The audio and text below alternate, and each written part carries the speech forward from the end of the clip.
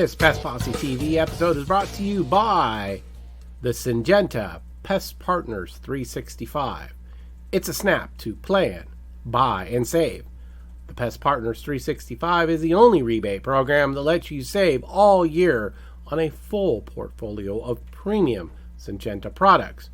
How will you use your Pest Partners 365 program rebates? We use our rebates for employee incentives and bonuses. We use our rebate savings from the program to purchase more products. Our rebates are used for equipment upgrades, replacement, or maintenance.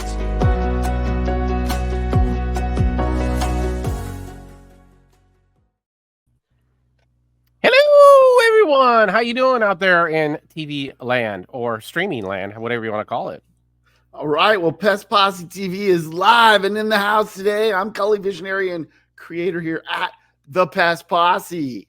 That's right. And I'm Foster here at the Pest Posse. Hey, thanks everyone for joining us today. We certainly do appreciate it. We know everybody's still busy killing some bugs and everything, but I think we got a good one for everyone today.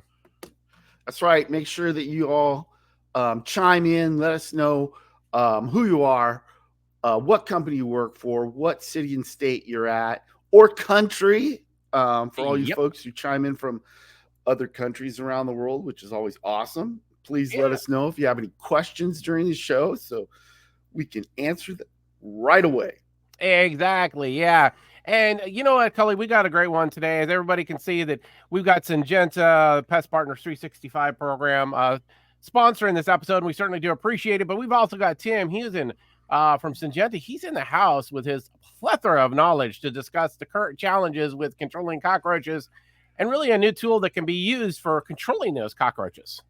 Absolutely. And we're looking forward to that. But before we bring Tim on, we wanted to remind you all to check out the new Pest Posse TV experience, an exclusive pest control television network designed just for PMPs, the pest management professionals out there. And we certainly enjoy talking to you through that.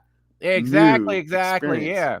And we got, of course, our good follower here, Edward Robinson. We see him on social all the time. He's joining us from Belize in Central America. Woo! Welcome, Edward. We certainly do appreciate it. And we've got Facebook, when you guys go on and you're watching it live on Facebook, you got to acknowledge that we can use your name, but we don't know who this is. From Home Fixer LLC from Maryland, south of DC. Welcome. If you want to put who you are, that would be great. We certainly appreciate you being there and everyone being with us today, because like we said, we know everybody is busy today. So yeah, if you guys haven't checked out the new Pest Posse TV experience, you guys really need to go check that out, because boy, we've just made things just super easy for you guys to get on. Guess what, Cully? There is no more crazy login with this platform. You literally go to pestpossetv.com. Boom, you're on the site.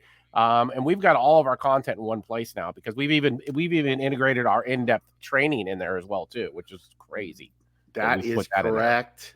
Yeah. The new Pest Posse TV experience now has an option as well for monthly membership that includes our in-depth continuous training solution. So you can go, like Foster said, you don't have to have a username or password. You can just start enjoying our regular content.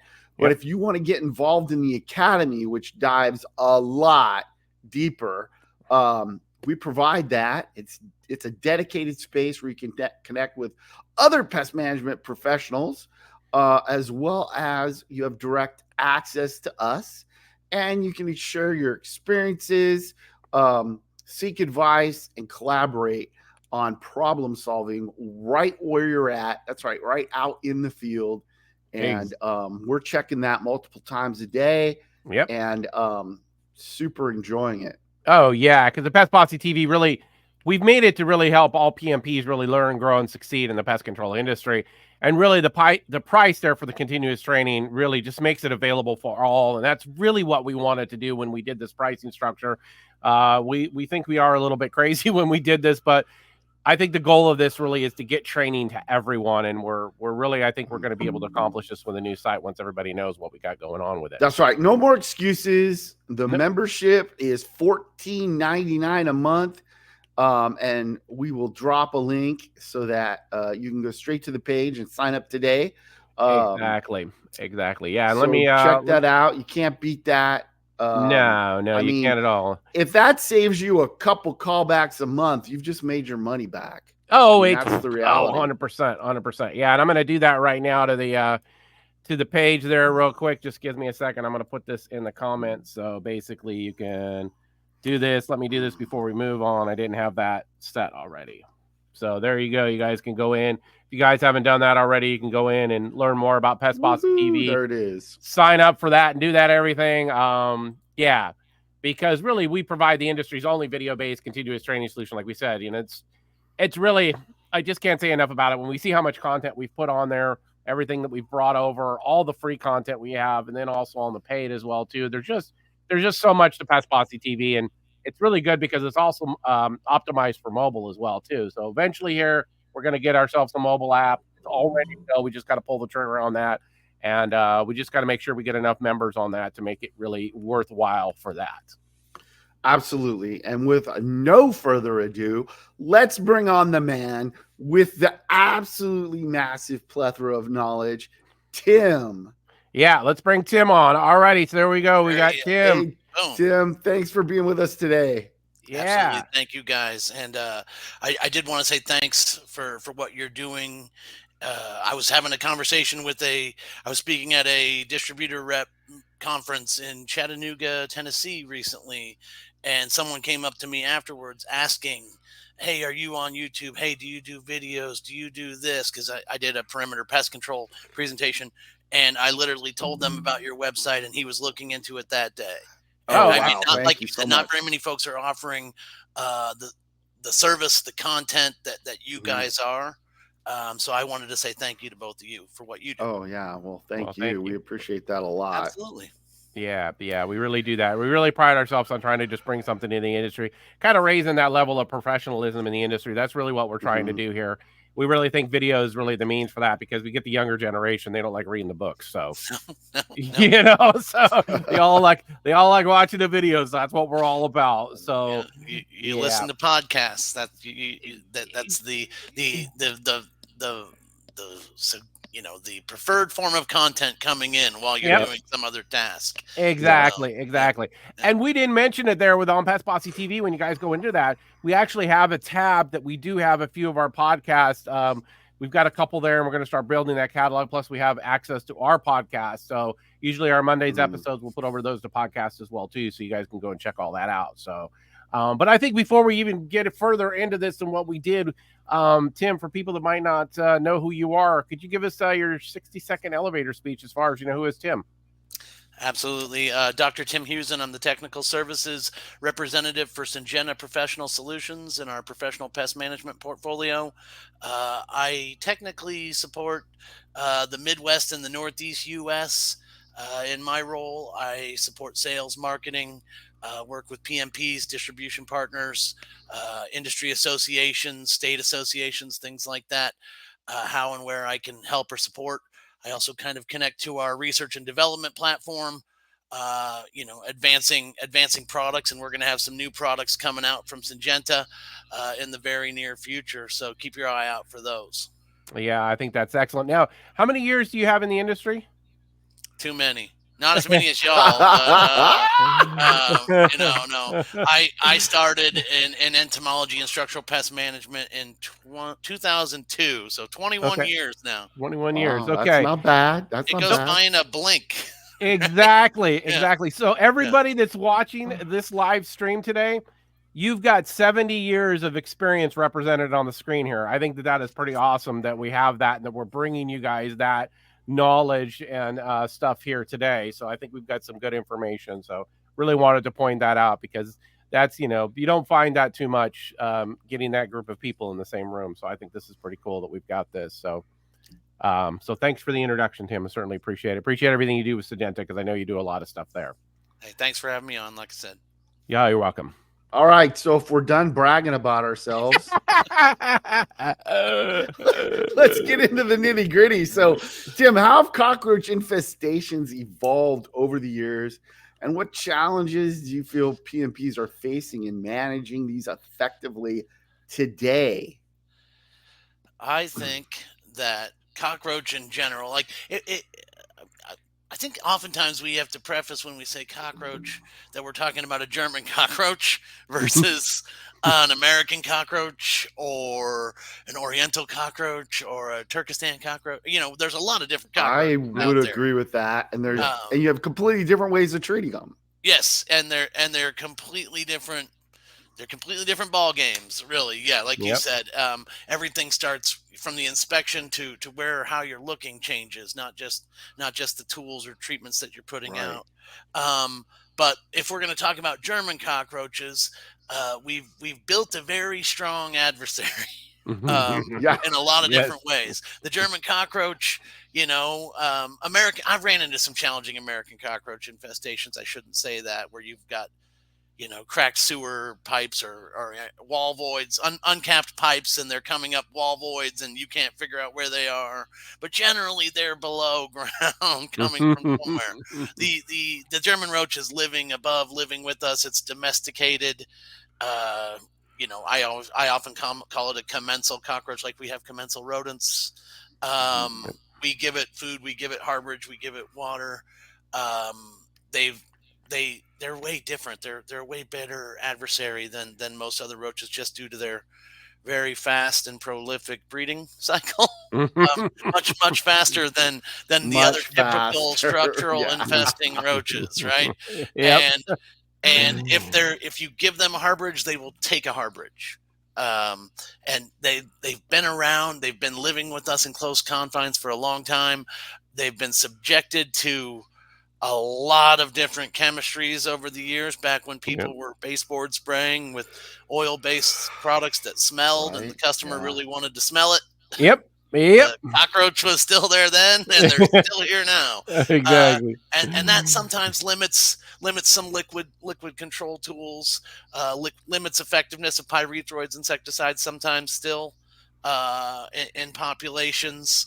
You know, they're evolving to modern tools too. The German cockroaches. I mean, baits. It's weird calling baits a modern tool, because in my whole life in the industry, I've been using baits. Yep. And I said I'm bragging again, calling 21 years, right? But yeah, when I started in this industry, we were using cockroach baits. They were different than what they are now. But the roaches are evolving to even that tool, right? Yeah. So we constantly, if for the roach that we're battling today, to get to the actual answer of the question, right, we have to be really combining every step of the management plan or process to reach a successful outcome, right? If we do an improper identification, and these are Asian cockroaches and not German cockroaches, we're not going to succeed in the Exactly. Southeast or something like that. Yeah. Or we don't necessarily know what we're dealing with, or we don't know the size of the population if we're not monitoring, looking for things, looking to, you know, gauge how big the population is. Are we going to put out enough stuff? Are we finding all the harborages? All those steps before you even implement something non-chemical, before you put out a chemical, right? If we're not doing all of those, the opponent that we're playing in the game has changed so much, and is so smart, so to say, and so good at what it does, that we often don't win. So. Yeah.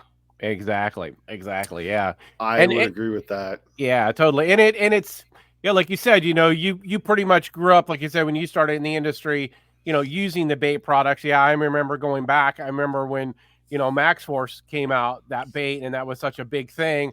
And I actually had the privilege of kind of working with some reps, and actually one of the researchers on that as well too, out in the field, which was pretty cool, because they were trying to get that out to PMP. So I remember that. But like you said, yeah, the cockroach bait and everything, that's just really evolved over the years with it. But now we're starting to find issues with that. And I guess one of the tools that you didn't mention that really can be used for this cockroach control is a dry flowable bait. And really, when we're looking at that, how is that different than really the traditional forms of cockroach bait that we've got out there right now that's available? Oh, well, yeah, and dry flowable baits stem from from a tool, I mean, you can use it often. You can use it against German cockroaches, but I used to use them against American cockroaches all the time. But like granular baits, something more protein based rather than the food matrix is kind of, you have carbs, fats, protein. You're going to have a lot more protein, oil, and less sugar content in a granular bait, and dry flowable baits just stem down from granular baits in terms of milling or dropping that particle size down from a granular bait. But really, anytime you're applying a bait, and let's all focus back on the baits that we use today are not stomach poisons. These are nerve poisons, right? They generally, well, I guess some still are metabolic inhibitors. Is hydromethanon still in a bait product? I'm pretty sure it is. From Enview. Yes, it is. From Enview, yes. But so there's one metabolic inhibitor, but the rest are nerve poisons, right? That we're carrying in a food that must be consumed. And the problem that we're running into that you alluded to, Foster, with aversion, right? That's the not resistance, but aversion. Aversion is all to the food and the food matrix, and research out of North Carolina State, Dr. Kobe Shaw's lab is showing that it's, and other folks are looking into it also, but very distinct sugar patterns, or the way the cockroach even breaks down certain types of sugars, lead back to the same one that's causing all the problems. If you reduce that sugar content into some other palatable form of bait, or even a dust bait, let's call it, you can call it a dry flowable, you can call it a dust bait, something along those lines, where the organisms will come up and eat it themselves. They'll eat the pile of, or they'll eat a fragment of this bait just with their mouth parts. Or if it gets on them in any way, the particle size is so low, you could dust avoid, or they can walk through it and just pick it up on their legs, and they'll groom it into themselves. Right. So you're not just relying on them to find a food resource, but they could just be inadvertently walking through an area or into a spot where you've applied this product, pick it up, and then the bait itself starts latching onto them, and then they groom that off and eat that. And the way these products are formulated with the AI, or active ingredient rates, it does not take much bait to have a lasting impact. Right. On So, the cockroach population. Tim, let's back up just a little bit, because you mentioned a really important thing, and I really believe there's still people out there that don't understand aversion, bait aversion. I've heard people talk about that. I mean, I watched it happen, so I know it's real, right? But there's some people out there that they don't understand the term, the difference between that and resistance, and like what's really happening. Can you take just a few minutes to kind of go through that topic a little bit, so we get people really have a place to start with? Absolutely. So resistance, true insecticide resistance, is a biochemical, a physiological, or a physical way that the insecticide either does not, like the nerve poison that's in the bait, like indoxacarb, or let's not, I don't like the word poison, but I already said it once, right? The nerve toxicant. That's one of my buzzwords to try to get rid of our industry. Right. Like, here I am saying the it active. Here I am saying it on live TV. Exactly. Right. Great job. But the nerve inhibitor, right? That is actually causing the active ingredient, like you were saying, Cully. That is what the bug can become resistant to that. Like I said, they either break it down, it doesn't get in through the insect cuticle. So things like bed bugs right now, there's all kinds of research showing that their cuticle is actually thickening, which makes insecticides not get through it as easily. Right? Limiting the efficacy of those things. But German cockroaches have historically high levels of biochemical or physiological resistance, where something like elevated things inside the bug itself come and break down the insecticide so that it doesn't work properly. That's resistance. It happens with prolonged exposure to the same active ingredient, or sometimes you can have multiple active ingredients that the bug becomes resistant in the same way too. That's called cross resistance. This takes large amounts of time, right? Multiple generations. Think of it, 10s, 20s, 30 generations for something like that to build up and happen to any degree that might be relevant towards the amount of AI that we have in our formulated products. Aversion can happen much faster. Aversion is not, it basically is certain things taste bad to the cockroach, let's say, and they have little taste receptors or glossa, right, that they can come up and basically think of it like a tongue. You come up and you taste something, and if they don't like it, Cully, you said you've seen it in the field. I've seen it in field. I've seen it in lab populations that they bring back and they make it even more abundant. And you're watching a video where literally they are going up, tapping it, and then they never come back. Right? They're not eating it. That basically there's certain sugars in these food matrices of baits that don't taste good, and the roaches that don't like it obviously don't eat it, and they survive. And you know what? They're passing along this trait to their babies, where it becomes even more pronounced. And eventually you build up to the only ones surviving in that population are the ones that didn't eat your food, didn't eat the bait.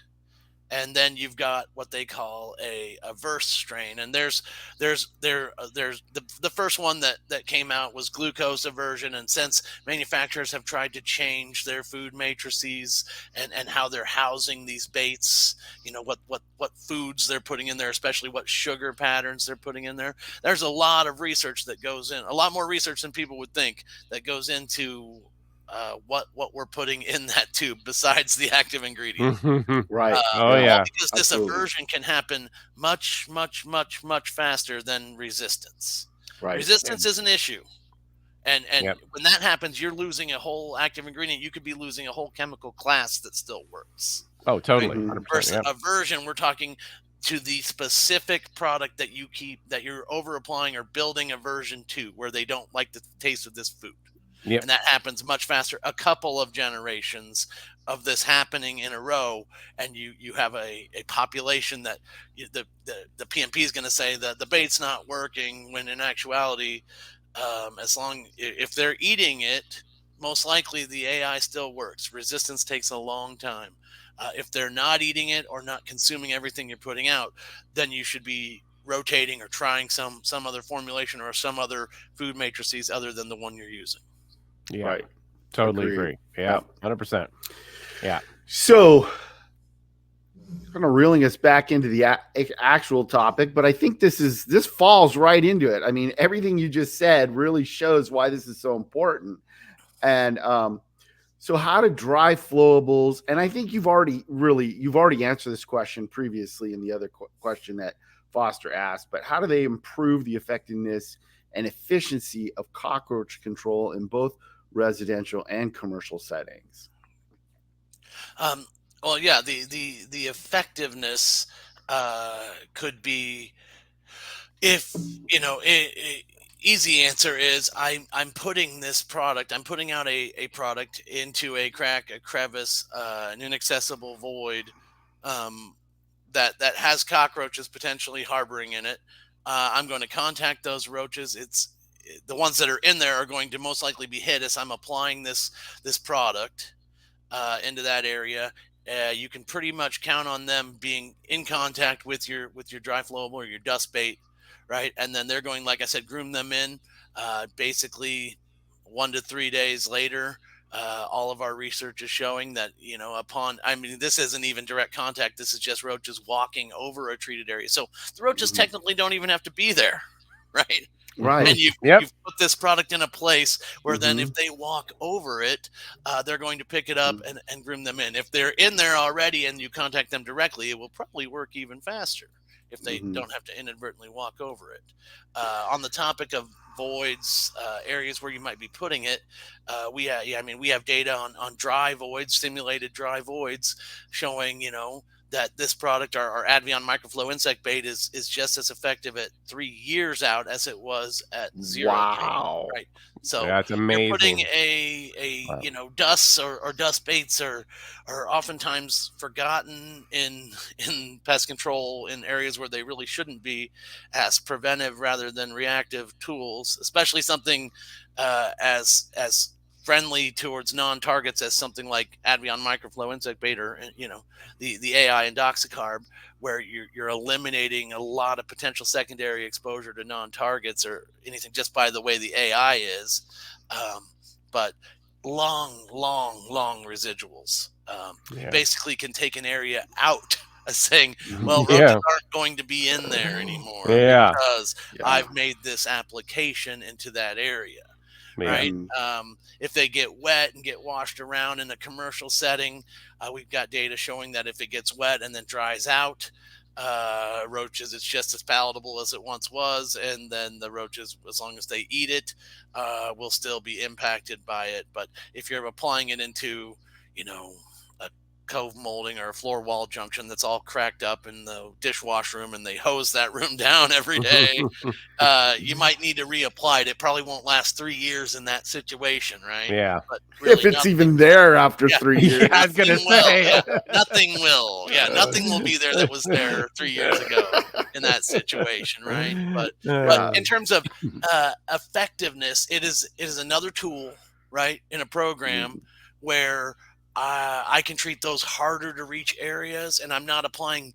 Think of that space behind a cabinet void in your multifamily housing kitchen sink or your residential sink that hasn't been sealed, the plumbing penetration, and you can treat back there with this formulation rather than just putting bait up here in cracks and crevices, and know that you have something long lasting and very effective, right there in that void space. You can make that application. I mean, you can make that application. If you're doing something where you're typically heavy bait, and baiting might take you a long time, pulling equipment, getting in and around and behind motor housing is on the label of Advion microflow insect bait. It speeds up your application, and time is really money, right? And money is awful important these days. But so the effectiveness, it's just as effective as, same time to death as a gel bait, and then the efficiency of your treatment is what really can change, right? Advion microflow can be applied out of any application equipment. So there is no specific tool or something you need to buy from Syngenta or anything like that. Bulb bellows duster. I've had people applying it with like a 1-inch paintbrush into cracks and crevices and places like that. I mean, I know this is a cockroach conversation, but they were doing that for ants, for odorous house ants on door jams, on the inside of door jams, and then cracks and crevices and things like that. Product works just as well there. When something walks over it and picks it up, it's going to groom it in. But, no specific application equipment. If you have, I'll mention the Exacticide, the jar that the product comes in, screws right onto the Exacticide duster. If you're on that commercial side and you haven't explored what that duster is, you should. And if you're somewhere where you could be applying a product like this, like the microflow, it even further speeds up ease of use of this dry formulation. You can do it much faster in a very effective manner. Yeah, and I have to say that you mentioned that Exacticide duster, and back years and years ago when that came out through Technicide, I mean, that was the best tool that I ever had. And it's such a phenomenal tool. The way, it's easy to carry around. The materials that you can put through that is just phenomenal. So it definitely would be a tool. If you guys haven't looked into it, it's definitely worth it. In my book, I think it's something great that Technicide came out with, and guys need to be taking a look at it. It's a great piece of equipment. And absolutely, and for the right route or right accounts or this or that. Like I said, there's any bulb bellows duster. There's other micro puffer dusters out there. There's all kinds of neat tools that people have come up with. People smarter than me. I would have just said, "Oh, this bellows duster works fine." Whatever. And I would have just gone about my job. But other people smarter than me figure out cool equipment and ways to put stuff out. That's really cool. Exactly. Well, I really like that you're sharing that because like we knew that product could be, that it'll just thread right on the Technicide, but that's not a cheap product, Nope. that Technicide Nope. duster. Nope. And so the fact that you could just buy a duster and use it immediately brings that into anybody's realm of being able to use it, Yeah. And so Yeah, I think the that's only thing I really would- powerful. Go and ahead. Kelly, the only thing I would say is if you've been using pyrethroid dust, your tempo dust or your delta dust, maybe you get a separate Yeah, thank you. I was for thinking this that earlier. I was product. like, don't put it in with your pyrethrin dust. or even amorphous silica dust if you're using a product like Symexa or something that's silicone dioxide based, formerly known as diatomaceous earth, right? The AI, formerly known as diatomaceous earth. Those things have been shown. I was just at a meeting last week, and Dr. Zach DeVries was showing data on roaches, showing that really, amorphous silica and silicone dioxide, things don't like walking on that. Think of it like broken glass. Right. Yep. Yeah. Exactly. It's not a spatial irritant like pyrethroids are, but it's something completely different. Or it'd be like walking on hot coals. Nobody wants to Nobody do likes that. Yeah. Right? So if you have very specific products, that's where labeling a specific applicator for my dry flowable or my dust baits, that's for my roach bait dust. Right. This is for my spatial irritant pyrethroid dust, and this is for my you have 1, 2, 3. Put them, get different colors. I know they make black, red, and green. Yes. Yep, I was exactly. just going to bring that up. Exactly. Right. Yeah. You can go out and buy them in different colors now. So exactly. So you be you for your company, but just make sure that you're not, because what you're putting in something could have a lasting impact on what it is that you're now trying to put it out for next. Exactly. And when we're talking about roaches and how, like I said, how great they are at what they're doing. And how refined their palates are. Let's use humanized terms, right? Anything that you can do that throws them off or makes something abnormal or makes it less likely that they'll feed on it will impact your program. Oh yeah, absolutely. 100%. So the other thing I wanted to bring up that I really like about these dry flowables is that when we first started having this problem with aversion, companies started coming out with baits, gel baits that they didn't have to eat. All they had to do is touch it. And I always used to think, how many cockroaches are going to go up and just kind of rub up against this gel when they don't like what it tastes like? Yeah. Right? I mean, I don't know. Maybe I'm just kind of lame, but I'm like, is that really going to work very good? I mean, maybe it'll work if they just test it out and, they don't like it. But the dry flowables are working like a dust, but actually even better. Well, yeah, they can inherently work like a dust. If something gets on there and the oily cuticle of a bug could cause some of that AI to dissolve through. Like a contact insecticide almost would. Yep. Because the particle size is so low that it can actually dissolve a little of that AI off of it.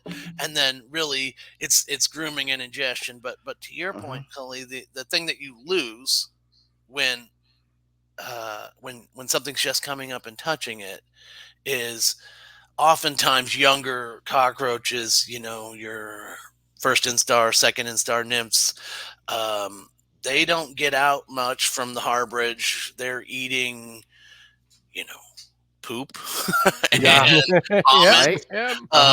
It's a good life, right? But the moment they start going out and trying to find food, then the adults will run out of food, and then they'll start eating the first and second instar nymphs' food. Then you get into cannibalization, right? And they just stay home and eat the scraps and the poop and the vomit of others. But if you're not eating it, there's none of it. Oftentimes we've been like with Indoxacarb, they've shown that there's secondary, tertiary kill with these things.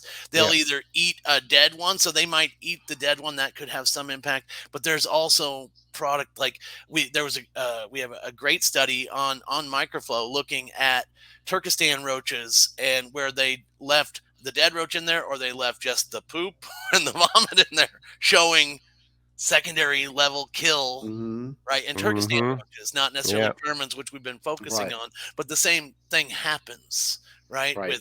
With dead or with the waste of others, and a lot of that hinges on it working its way into, being eaten and ingested, and then coming back out in some other form, and they're Right. still being indoxacarb. Once Yeah. that Mhm. roach dies, it could still be eaten by others, and Oh then yeah. it's still spreading your Yeah. active ingredient around. And Yeah. when you have something that's in that's this this bigger layer bullseye type thing that baits can give you, right? A true Right. a gel bait, or Absolutely. even in this instance a dry Mm-hmm. flowable bait, Mm-hmm. with the right active ingredient, they can just build up this level of kill that you're seeing throughout an entire population, right? Rather than Mm-hmm. just knocking off a couple that are coming and eating on it. Yeah. Right. Exactly. Exactly. Now with Yeah. these dry flowable baits, I mean, we're you know, with all these cockroaches and everything, have you found that the dry flowable bait is working better for one cockroach than another, or is it just pretty much just working great for all species of cockroaches? No, it we have data where showing it works great on American roaches, showing great results. If you were treating Turkestan roaches, I mean, you could open the, why am I blanking on the name of the area where they love to live? The irrigation Sewer. box, or Ir yeah, Oh irrigation yeah. or boxes, you could yeah, Water something like meters. that. water Yes, meters, yes, Yeah. all yep, of those areas you could yeah, quickly treat your Mm-hmm. it works like gangbusters there too. Mm-hmm. But really, the home run zone for this, and the home run zone for PMPs in general, especially those doing routine cockroach work, and most folks that are doing just residential, they're like, well, we don't do cockroaches that often, right? They'll have the occasional really bad, but if you're more into multifamily housing, or shared housing, or public housing, or even on commercial side, that's where this product against German roaches is really a home run. There are stored product pests and things like that labeled, fire brats, things like that. That there's other uses for the product, even in that residential setting, in those same voids, those same crack and crevices where you would be making a roach Mm-hmm. treatment. Other Right. things exist, stored product insects, things like that. yep, Yeah, exactly. I've actually, believe it or not, I've used it in weep holes in windows to treat for spiders. Not so much that the spiders are in there, but so that it's a preventative. And I've had great results. Customer who we were just couldn't seem to get control on the spiders in the house, and she didn't really want treatment in the house. We treated the attic, and then I went through all the windows and hit the weep holes, and just really, she was so excited the next time I was out there, because indoxacarb is a good active, and Yeah. it's not it's just a good active. But I mean, you can use it in all kinds of ways as long as that site is on your label. Yeah, and um and I would venture that you saw some level of prey reduction potentially, like I said, because indoxacarb can kill a lot of prey that mhm. that Oh yeah, spiders would have eaten. Yes, yep, Uh, exactly. I yep, mean, Things like for that all I that are know, it was picking it killing up. silverfish and all Yeah, kinds of other things and that now the you spiders know aren't there. yeah, Yeah, yep, exactly. I mean, yeah, I don't yeah. Yeah, but so no, I mean, like, to your point, it's not just tied to one thing. I brought up ants. It's a great ant control product earlier. Ants are the number one pest in our industry, year in, year out, pretty much. yeah. But yeah, in those same ways, shape, or form, treating entry points, things like that. People I've talked to Mhm. PMPs that are on that residential side that aren't really, I'm trying to stress that it's not just a roach product right now, yep, especially for those doing Yeah. residential service, Mhm. but working it in up in my area, Midwest, Northeast, working it into basically right now, late Q3, Q4 services, when the odorous house ants aren't there, right? But Mhm. where are they coming in every year? In this yeah, window. So putting a fine layer of that dust or around the door Mhm. jambs, or areas where they would typically forage Yeah. in, entry points into that structure, when it's not snowing yet up here, thank goodness, right? Hopefully winter's coming eventually, but when you're running out of areas, or what you would typically do on your treatment for that Q4, they're finding ways to use it and put it in places to prevent, rather than react to a problem later.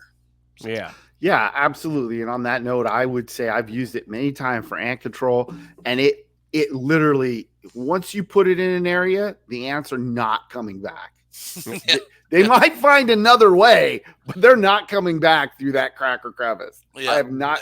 I literally, it's almost like you've completely annihilated that spot as an entry point. Yeah, Yeah. this So- and if they walk through it, we've got excellent data on odorous house ants, where I mean, showing exposure levels to ants down at 2%, transferring, having an impact on brood and queens in colony and things like that. So it transfers just like you typically would think when you're applying an Advion product. Yeah, absolutely. Now, in what ways does incorporating these dry flowable baits into your cockroach services align with assessment-based pest management principles, or IPM for those who aren't used to that term? Oh yeah. And some of these points we've kind of combined in different questions, but I think just tying them all into the same thing, assessment based or inspection based or integrated pest management, starts back at identification and works its way forward. But really, I think that the thing here that would tie to dry flowables is, even on the dry flowable label, it's very important to know how much product you're putting out or how much product you may need, right? You can put out the max amount that the label allows per 100 square feet or per 10 square feet, working that number down to where you need in terms of space. But you need to know what type of population you're dealing with. Yep. And that's really the start of assessment-based pest management, is monitoring and interpretation of what you're doing and who you're up against and what how many there are, how many different spots there are that they could be in. And the tool here, like I said, is we talked about the application equipment, but really the thing about microflow that's different than other dry flowable baits is the label and the amounts. So when you're looking at our label versus other competitive products, you have much higher application rates because we have less active ingredient in our product. But that actually allows a freedom where you're comfortable putting out, this is a comfortable amount. Typically, and in my past experience when I was tech director at pest control companies, we didn't necessarily let everybody have the dry flowable bait. That was a cost savings thing, Yes. because they would over apply Yeah. the dry flowable bait out of the tube or another way of applying it, and you're putting out enough product. You're putting out something that it's basically taking dry flowable baits and put it in a way where you can use the equipment you're used to using and at rates that you're comfortable with, that are actually attainable, where you're not worried about over applying. Yeah. And I know that I kind of went on a tangent there. I was just thinking about that, but coming back to assessment-based pest management, once you know how big your population is, the ease of applying this product into areas that would have been hard to treat, or you're relying on the roaches to come out of the harborage and find your bait, you take that out of the equation. But really, I think that the tool here is much like boric acid from the 1950s or 60s. It's a preventive tool, right? When they were building apartments and things like that in the 40s, 50s, 60s, let's say 50s, 60s, but they were just putting boric acid in the void spaces as they're building them, right? We can get back they're not doing that now. Right? No, obviously, yeah. But you can get back to doing that for your customers if it's an ongoing problem, right? And being preventive, putting out a long-lasting preventive tool rather than a reactive tool is part of anything you can do to prevent a problem before it becomes a bigger thing, is a part of assessment-based or integrated pest management. Right. Absolutely. Exactly. And there's all kinds of other sanitation clues and things like that you should also be incorporating in, sanitation, physical controls, keeping areas dry, things like that. Or those are all tools that have to be in your cockroach management program. Then you're getting to what chemical tools do I need to use? And that's where you focus on all the different formulations that are out there, what type of response you're going to get, and whether they're preventive or reactive. Yeah. And the key thing here is microflow or dry flowable bait can be both. but it Mhm. really shines when you're knocking down problems before your customer even knows they're there. Yeah, and I think that's great. Yeah, and you kind of mentioned it, all along with this here and a few times, but do you have, any recommendations as far as using this bait so it really is going to ensure that optimal results for these roaches? I mean, you mentioned a few things, but is there anything else that you can think of with that? No, I mean, if there are programs and things like that. Um, it's we have a cockroach assurance program, and you can go on to like syngentapmp.com and read that. That just puts this product in a in a program of using other tools. I mean, one product alone is not going to solve your problem, right? That going Yeah. back to APM, Yep. that should be the tagline of assessment based pest management. Yeah. One play, you can't run the same play every Yep. down and expect to win the game, right? Ask my quarterback. Exactly. Mhm. Yep. Right. So it's a programmatic approach. There are still liquid products. I mean, we have Advion WDG, right? That's indoxacarb.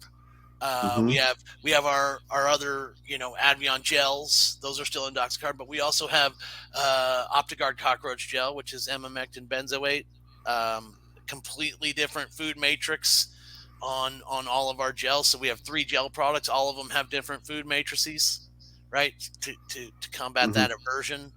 Uh, really, to answer your question, if we're dealing with an extreme cockroach infestation, you need to be thinking, how and where can I use every single tool that I have in my toolbox? Right? Exactly. If you're dealing with, hey, I don't necessarily have roaches here. Maybe they're coming from a shared wall. That's an easy spot for microflow or for dry flowable baits, where you can say, hey, anything that tries to come this way into where I'm doing my work isn't going to make it.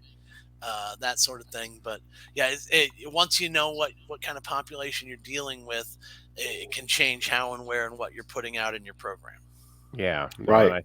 I think that's great. So, yeah, Yeah. this is all good stuff. This has been some really good information today. I've really Yeah, learned some things. absolutely. So Yeah. how does Syngenta continue in the future to innovate and improve these dry flowable bait formulations to stay ahead of evolving cockroach behavior and resistance issues? Well, and that's, like I said earlier, part of our R&D pipeline, where we're coming with new things. Um, Mhm. Initially, they're not going to be in a dry flowable bait. This is our dry flowable bait offering, Mhm. just because of, there's something to it, to making a product, selling and marketing a product, that I'm here telling you guys it works for 3 years if nothing doesn't eat it, or it doesn't get wet, or it doesn't blow, right? Yeah. But in terms of this product, we are looking out there. We're working with folks. We're looking at is resistance happening? Like I said, it's not. It takes a long time for resistance to happen. Yeah. um, Innovate. But yeah, this is our dry flowable bait for the foreseeable future. But we have other things coming in our R&D pipeline, brand new modes of action, brand new active ingredient classes. Roaches, being an industry leader in roach and cockroach control and management tools. The first thing the first product that will come from our new AI is going to be a roach bait, right? So that's another Mhm. brand new insecticide class, brand new mode of action, right? So if Wow. you're worried about things that have been, or you've been using past historical things, or you want something else to rotate to that no roach will have seen, right? Not in anybody's truck, not anywhere, right? Yeah. That's coming. I'm not in charge of the timeline for that, but just know Yeah. that we have tools coming down an R&D pipeline that are being geared uh, for professional pest management, for specialty services, like turf and ornamental, that type of side. There are products coming, Yeah. uh, brand new things coming, and very rarely in our industry would we be, we're more of an afterthought, right? Because these are agricultural products, right? But these things are working so good, so broad spectrum, that they were screened and they're coming directly to us the same time they're coming to ag markets. Yeah. Nice. And I can't, in my 21 years, or your guys is, well, if I'm 21, you guys are like 50 together, right? Because Yeah, I got. yeah, don't worry, exactly. 30 there. In Foster's time, that's never happened. Okay. No, it's never happened at all. No, It's that's never what happened. I'm saying. Is usually it's like 15 years later, they're like, hey, I guess we could probably see if this works on roaches or ants, or but Yep. but Syngenta's making a big push at structural pest management, professional pest management, as a focus for how and where new things can be developed. And like I said, one of these things, but new active ingredients don't just pop up. No, they don't. No. So, and that there's going to be different formulated versions of new AIs coming, and roaches are going to continue to be a focus of Syngenta and what we do. Yeah, That's excellent. awesome. Yeah, It's well, good to this has just been great, Tim. We certainly do appreciate your time today and being here with us and just imparting your knowledge and everything. I think that this has just been really great. We certainly do appreciate it. We appreciate the support with Syngenta and everything, and we thank you so much for your time today. I think this has been great, and just some good information for everybody out there as far as this new tool for cockroach control and just kind of how to handle everything. And again, we just really appreciate your time today. No, Tim. thank you guys. You guys are the best. Yeah, thank you so much. We certainly Thanks a appreciate lot it. for being here, Tim, and thank you to Syngenta for sponsoring this episode. We do really appreciate it. Yeah, we thank them so much. Yeah, this has been great that the Pest Partners 365 program really has been able to sponsor this episode, so we certainly do appreciate that. So definitely thanks everyone again for being here today. We certainly just do appreciate it. We know everybody is busy and all that, so don't forget everybody to go and check out the new Pest Posse TV experience. We just think it's got a bunch of great information there, and we've just made the whole process with that just so much easier for everybody. So we just encourage you all to go and check that out. So yeah, That's right. Until next time, remember, pest control is an adventure. So get out there, enjoy the adventure with the Pest Posse. This has been a production of the Pest Posse. Be sure to follow Pest Posse TV on your favorite podcast platform. For great video content, be sure to subscribe to the free Pest Posse TV membership available at pestpossetv.com. Follow the Pest Posse on social media and tell your friends, colleagues, and everyone else you meet about the Pest Posse and the awesome content they provide. Remember that pest control is an adventure, so go out there and enjoy the adventure with the Pest Posse.